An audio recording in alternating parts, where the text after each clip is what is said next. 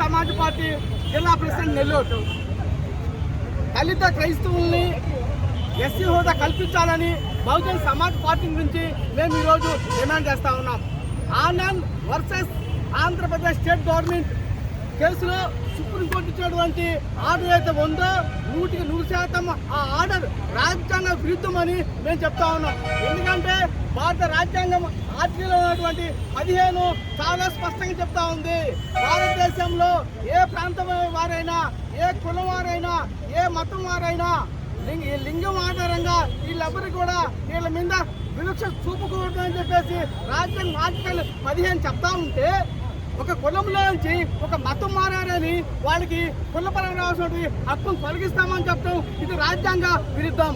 అదేవిధంగా భారత రాజ్యాంగము 1950 జనవరి 26 అమలైతే, అదేవిధంగా రాష్ట్రపతి ఆర్డర్ అదే సంవత్సరం ఆగస్టు ఇంప్లిమెంట్ చేసి ఆ ఆర్డర్ ప్రకారము ఎవరైతే ఉన్నటువంటి ఎస్సీలు డిస్టాంట్ చేరినా వాళ్ళకి ఉన్నటువంటి ఎస్సీ హోదా కోల్పోతారని చెప్పడము ఈ దుర్మార్గమైన చర్య అని మేము బహుజన్ సమాజ్ పార్టీని డిమాండ్ చేస్తాం. అదేవిధంగా 1956లో ఆ రాష్ట్రపతి ఆర్డర్ని సవరించి ఈ దేశంలో ఎస్సీలు ఎవరైనా ఇక్కడ కులం నుంచి సిక్కులకు మతం చేరితే వాళ్ళకి ఎస్సీ హోదా కల్పిస్తారని రాష్ట్రపతి ఆర్డర్ని సవరించారు. అదేవిధంగా 1950లో మరొకసారి రాష్ట్రపతి ఆర్డర్ని సవరించి ఎస్సీలు ఎవరైనా సరే బౌద్ధులు చేస్తే వాళ్ళకి కూడా ఎస్సీ హోదా కొనసాగద్దని చెప్పేసి మళ్ళీ ఆ ఆర్డర్ని సవరించారు.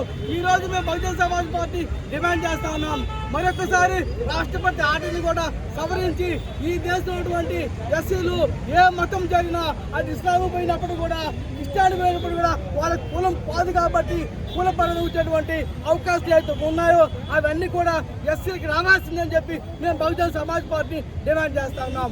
మరీ ముఖ్యంగా గతంలో జరిగినటువంటి ఎలక్షన్తో చంద్రబాబు నాయుడు పదే పబ్లిక్ మీటింగ్ లో చాలా స్పష్టంగా చెప్పడం జరిగింది. ఈ రాష్ట్రంలో ఎస్సీస్ క్రైస్తవులు పోతే వాళ్ళు బీసీసీగా పరిగణిస్తా ఉన్నారు. కాబట్టి దీని మీద నేను కూడా పోరాటం చేసి ఎస్సీలకి ఎస్సీ హోదా వచ్చేలాగా కొట్లాడతాని చెప్పినటువంటి చంద్రబాబు నాయుడు అడుగుతా ఉన్నాం. మొన్నటి రోజు దాదాపు సుప్రీంకోర్టు జీవో వచ్చి దాదాపు 8 రోజులు కావస్తా ఉన్నా ఆ సుప్రీంకోర్టు జీవో మీద రివిజన్ పిటిషన్ ఇవ్వమని చంద్రబాబు నాయుడిని మేము బహుజన్ సమాజ్ పార్టీ డిమాండ్ చేస్తా ఉన్నాం.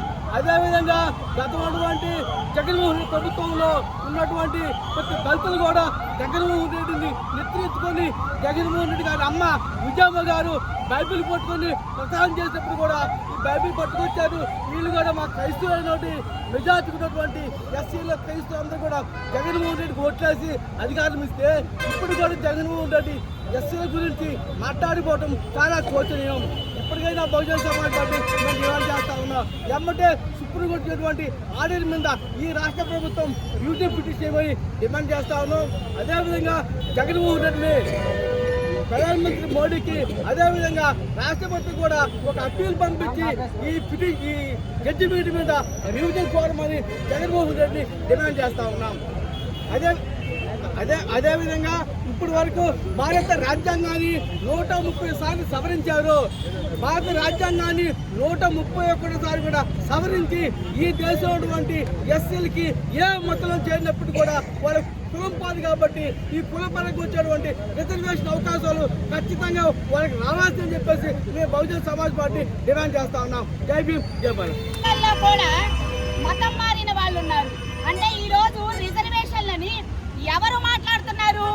హిందూ భావజాలం మనువాదం పూర్తిగా విషం నింపుకున్న అగ్రకులాలు మాట్లాడుతున్నారు. న్యాయస్థానంలో ఎవరైనా ఎస్సీ న్యాయమూర్తి ఉన్నారా ఇవి చెప్పడానికి? ఒక బీసీ న్యాయమూర్తి ఉన్నారా ఇవన్నీ చెప్పడానికి?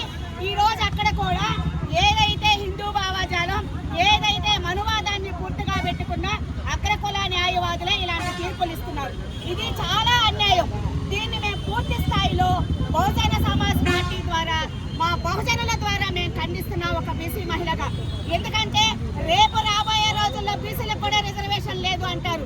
ఇంకా రాబోయే రోజుల్లో ఎస్సీలు కానీ బీసీలు కానీ మైనార్టీలు కానీ ఈ దేశంలో బతకడానికి లేదు అంటారు. మేము కూడా అడుగుతున్నాం, ఈ ఒక మనువాదం అవతల దేశాల నుంచే ఈ దేశంకి వచ్చింది. ఈ రోజు హిందూ మతం కూడా మతం కాదు, హిందూ సిద్ధాంతం. ఇవన్నీ సిద్ధాంతాలు. ఈ సిద్ధాంతాల్లో జరుగుతున్న దుర్మార్గాలే ఎస్సీ ఎస్టీ బీసీలని అణగదొక్కుతున్నారు.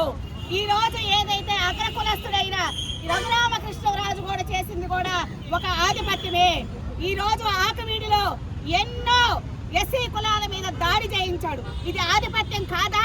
వీళ్ళ కులాల అహంకారం కాదా అని మేము నిలదీస్తున్నాం న్యాయస్థానాలు కూడా. ఇప్పుడు ఏదైతే రిజర్వేషన్ రద్దు చేసేటప్పుడు ఎస్సీలకి ఎటువంటి భవిష్యత్తు ఉందో కూడా చెప్పాలి. ఎస్సీలకి ఈ రోజు కూడా ఊరి చివరు ఉన్నారు. మరి ఊరి మధ్యలో పెట్టండి. రెడ్లో నాయుడు వీళ్ళ మధ్యలో ఇల్లు కట్టండి, బీసీలకు కట్టండి, ఎస్సీలకు కట్టండి. ఊరి చివర ఎందుకు పెడుతున్నారు? ఊరి చివర ఎందుకు అంటరాని వాళ్ళగా పెట్టున్నారు అనేది మా క్వశ్చన్. వీటికి సమాధానం చెప్పగలిగితేనే ఈ రిజర్వేషన్ల గురించి ఈ అగ్రకుల ఆధిపత్యాలు మాట్లాడవలసిందిగా కూడా నేను తెలియజేస్తున్నాం. లేదంటే రాబోయే రోజుల్లో ఎస్సీ ఎస్టీ బీసీ మైనారిటీల ఓట్లతోనే ఈ